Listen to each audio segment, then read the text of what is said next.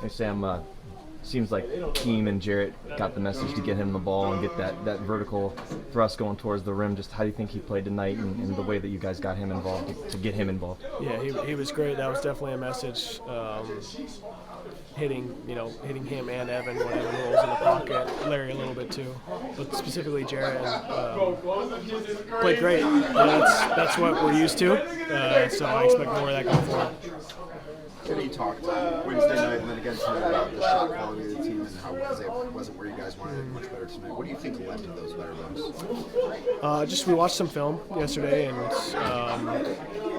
looked at some things, and I think our shot quality. I don't know what it was in the preseason, but at least in practices and whatnot, we were getting the shots that we wanted. So sometimes you get out in that first game and there's a crowd and it's different, and you got to just take a step back and look at what's working. And we were much better tonight, like you said. In that stretch to start the third quarter, when you guys are really firing from three, especially, does that kind of show the ceiling or the potential of this team when it's right? Yeah, I mean, we know what we're capable of. Had a lot of runs like that last year, and hopefully have a bunch more like that this year. Got to find a way to, we're up 22 at the end of the third quarter. Got to find a way to get that to 30 or whatever.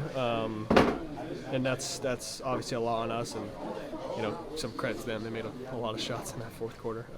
But yeah, we know definitely what we're capable of. So when you do have a game like this and you play so well for the first three quarters, but then they cut it to one and you have to, have an escape more so than what it looked like it was going to be. How do you evaluate that?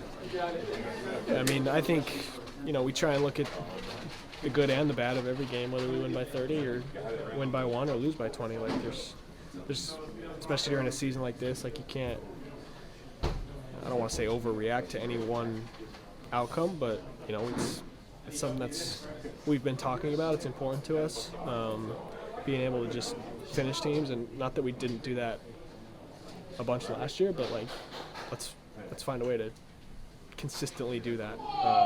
So that's what we're trying to work on. Understanding maybe to that point that so early in the season you guys have some new players, some guys out. Just how do you assess where you're at right now in the team? Yeah, I mean, we're definitely working in some different lineups and new guys, and guys are playing hard and we're competing. We're trying to communicate and trying to play the right way, and I think that's how it's going to be until whenever we start to get some guys back. But we believe in our depth and in our talent and in our style of play, and feel like we're just going to keep progressing. Going back to JA, just when he's engaged like that, and I think he had like 3 or 4 dunks tonight. The one he had like the drive straight down the middle. Like, just, what does that do for the energy of the squad, and like just when he's playing that way and kind of angry, honestly? Yeah, I mean, I tell him like he's capable of just completely taking over a game, and it's different than like Donovan or DG or whatever, but he's completely capable of that, and he did that tonight. That dunk was insane.